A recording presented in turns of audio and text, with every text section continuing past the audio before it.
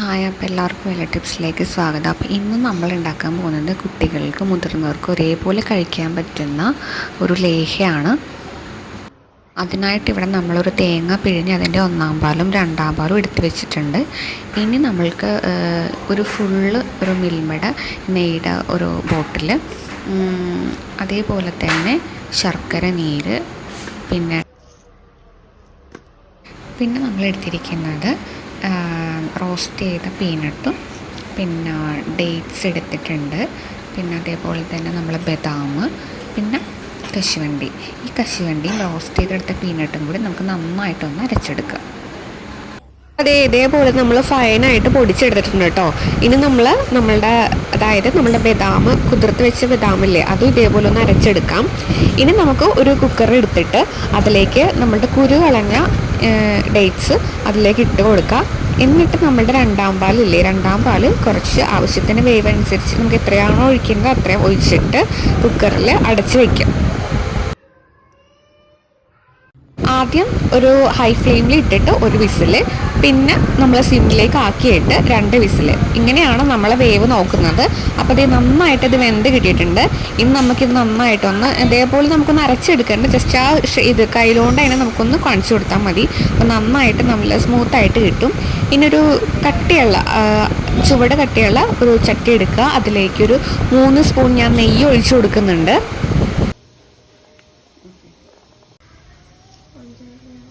ഈ നെയ്യ് നന്നായിട്ട് ചൂടായിട്ട് വരുമ്പോഴത്തേക്കും അതിലേക്ക് കുറച്ച് നമ്മളുടെ മഞ്ഞൾ, ഇത് ഉണക്കി പൊടിച്ച് നമ്മളുടെ വീട്ടിലുണ്ടായ മഞ്ഞൾ ഉണക്കി പൊടിച്ചതാണ്. അപ്പോൾ അതൊരു കുറച്ചിട്ട് കൊടുക്കുന്നുണ്ട്. എന്നിട്ട് അതിലേക്ക് നമ്മൾ ഈന്തപ്പഴം ഇട്ട് കൊടുക്കുക. അപ്പോൾ നന്നായിട്ട് ഇത് സ്മൂത്തായിട്ട് വന്നിട്ടുണ്ട്.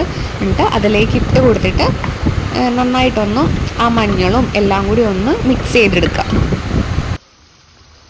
ഡേറ്റ്സ് നമ്മൾ ഇടുന്ന ടൈമിൽ തീ ഒന്ന് കുറച്ച് വയ്ക്കുക, അല്ലെങ്കിൽ ആ ഒരു മഞ്ഞൾ ഒരുപാട് കരിയാനായിട്ട് ചാൻസ് ഉണ്ട്. അപ്പോൾ അതനുസരിച്ച് നമ്മൾ ഇടുന്ന ടൈമിലൊന്ന് തീ ഒന്ന് കുറച്ച് വയ്ക്കുക. എന്നിട്ട് ഇത് നമ്മൾ ഡേറ്റ്സ് ഇട്ട് കൊടുക്കുക. എന്നിട്ട് നമ്മുടെ ഈ മഞ്ഞൾ എല്ലാം കൂടി ഒന്ന് നമുക്ക് മിക്സ് ചെയ്തെടുക്കാം.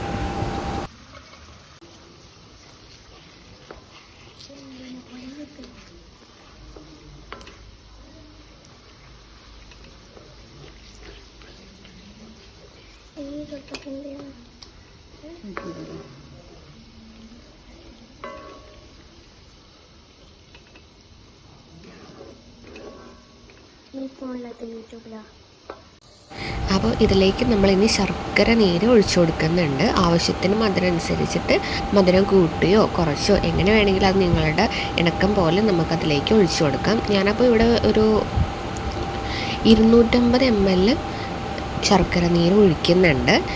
ശർക്കരയല്ല, നമ്മൾ സാധാരണ ലേഹ്യം ഉണ്ടാക്കാനായിട്ട് പനഞ്ചക്കരയാണ് ഉപയോഗിക്കുന്നത്. അപ്പോൾ ഇവിടെ നമ്മളിപ്പോൾ പനഞ്ചക്കര ഇല്ലാത്തതുകൊണ്ട് ശർക്കര നീരാണ് ഞാനിപ്പോൾ ഒഴിച്ചു കൊടുക്കുന്നത്. നിങ്ങൾക്ക് പനഞ്ചക്കര കിട്ടാമെന്നുണ്ടെങ്കിൽ അത് തന്നെ എടുത്ത് ചെയ്യാൻ നോക്കുക. കിട്ടില്ല എന്നുണ്ടെങ്കിൽ ശർക്കര നീരിൽ തന്നെ ഇത് ചെയ്യാം. എന്തായാലും ടേസ്റ്റ് വ്യത്യാസം ഉണ്ടാവില്ല, പക്ഷേ ഗുണം ഇച്ചിരി കൂടി കൂടുതൽ പനഞ്ചക്കര വെച്ച് ചെയ്യുമ്പോഴായിരിക്കും. ഇനി ഇതിലേക്ക് നമ്മൾ റോസ്റ്റഡ് ചെയ്ത നമ്മൾ പീനട്ടും പിന്നെ ആ കശുവണ്ടിയും കൂടി നമ്മൾ പൊടിച്ചെടുത്തില്ലേ, അതും അതേപോലെ തന്നെ ബദാം അരച്ചെടുത്തതും കൂടി ഒരുമിച്ച് മിക്സ് ചെയ്തെടുക്കുക.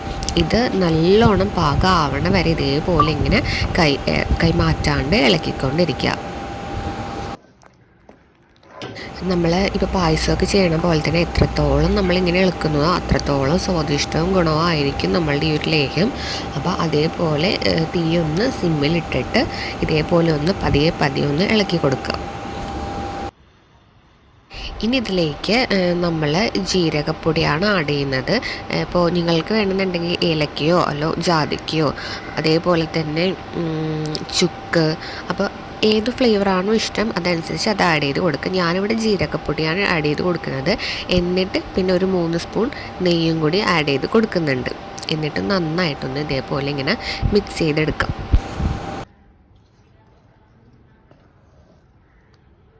ഈ ഒരു ലേഹ്യം മുതിർന്നവർക്കും കുട്ടികൾക്കും ഒരേപോലെ കഴിക്കാൻ പറ്റുന്ന ഒരു ലേഹ്യമാണ്. അപ്പോൾ കുട്ടികളിൽ ഉണ്ടാകുന്ന വിളർച്ച, കളർ, അതായത് നിറം വയ്ക്കാനും ചെറിയ പിള്ളേർക്ക് 3 വയസ്സ് തുടങ്ങി ഉള്ള കുട്ടികൾക്ക് എല്ലാവർക്കും ഈ ഒരു ലേഹ്യം കഴിക്കും.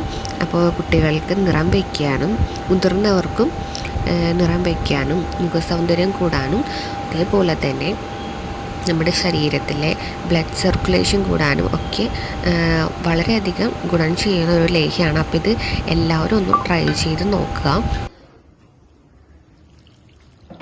അപ്പോൾ ഒരുമാതിരി പാകമായി വരുമ്പോഴേക്കും അതിലേക്ക് നമ്മളുടെ 1-ാം പാൽ ഒഴിച്ചു കൊടുക്കുക. 1-ാം പാൽ ഒഴിച്ച് നന്നായിട്ട് മിക്സ് ചെയ്തെടുക്കുക. അതായത് ഈ 1-ാം പാൽ ഈ മിക്സിലേക്ക് നന്നായിട്ട് കുറുകി വരണം. അപ്പോഴാണ് നമ്മളുടെ ലേഹ്യത്തിൻ്റെ പാകമാവുന്നത്. അപ്പോൾ 1-ാം പാലിൽ നമ്മളുടെ നന്നായിട്ട് കുറുകി വരന്നിട്ടുണ്ട്. അപ്പോൾ ഈ ഒരു ലേഹ്യത്തിൻ്റെ പാകം എങ്ങനെയാണ് അറിയാമെന്ന് വെച്ചിട്ടുണ്ടെങ്കിൽ നമ്മൾ നടുക്ക് കൂടി കയ്യിൽ വെച്ച് ഇങ്ങനെ വരയ്ക്കുമ്പോൾ അതായത് പതിയെ ഇങ്ങനെ കൂടിച്ചേരും. അപ്പോഴാണ് ലേഹ്യത്തിൻ്റെ പാകം നമ്മൾ അറിയുന്നത്. അപ്പോൾ ഇത് നമുക്കിനി ഒരു കുപ്പിയിലേക്ക് ചൂടാറുമ്പോഴത്തേക്ക് ഒരു കുപ്പിയിലേക്ക് ചില്ല് കുപ്പിയിൽ സൂക്ഷിച്ച് വയ്ക്കുക. പ്ലാസ്റ്റിക് കുപ്പീനെക്കാട്ടും നല്ലത് ചില്ല് കുപ്പിയാണ്. അപ്പോൾ ഇതിലേക്ക് നമ്മൾ ഒരു കെമിക്കൽസും ആഡ് ചെയ്യാത്തത് കൊണ്ട് തന്നെ നമ്മളിത് ഫ്രിഡ്ജിലാണ് സൂക്ഷിക്കേണ്ടത്. അപ്പോൾ നമ്മൾ കഴിക്കുന്നതിന് മുമ്പ് ഫ്രിഡ്ജിൽ നിന്ന് എടുത്ത് പുറത്ത് വയ്ക്കുക. എന്നിട്ട് ഒരു സ്പൂൺ കഴിക്കുക. നേരെ ഫ്രിഡ്ജിലേക്ക് തന്നെ സൂക്ഷിക്കുക. അപ്പോൾ ഇതെല്ലാവരും ഒന്ന് വീട്ടിൽ ട്രൈ ചെയ്ത് വെക്കുക. നമ്മൾ പുറത്തുനിന്ന് മേടിക്കുന്ന ലേഹ്യത്തിനേക്കാളും എന്തുകൊണ്ടും നല്ലൊരു ലേഹ്യമാണിത്. ഇത് വിളർച്ച മാറാൻ കൂടി തന്നെ, അതുപോലെ തന്നെ കുട്ടികളിലെ ഓർമ്മക്കുറവ് ഇതൊക്കെ മാറ്റാനായിട്ട് ഈ ഒരു ലേഹ്യം നല്ലതാണ്. അപ്പോൾ ഈ ഒരു വീഡിയോ എല്ലാവർക്കും ഇഷ്ടമായെന്ന് കരുതുന്നു. ഇഷ്ടമായെങ്കിൽ സബ്സ്ക്രൈബ് ചെയ്യുക.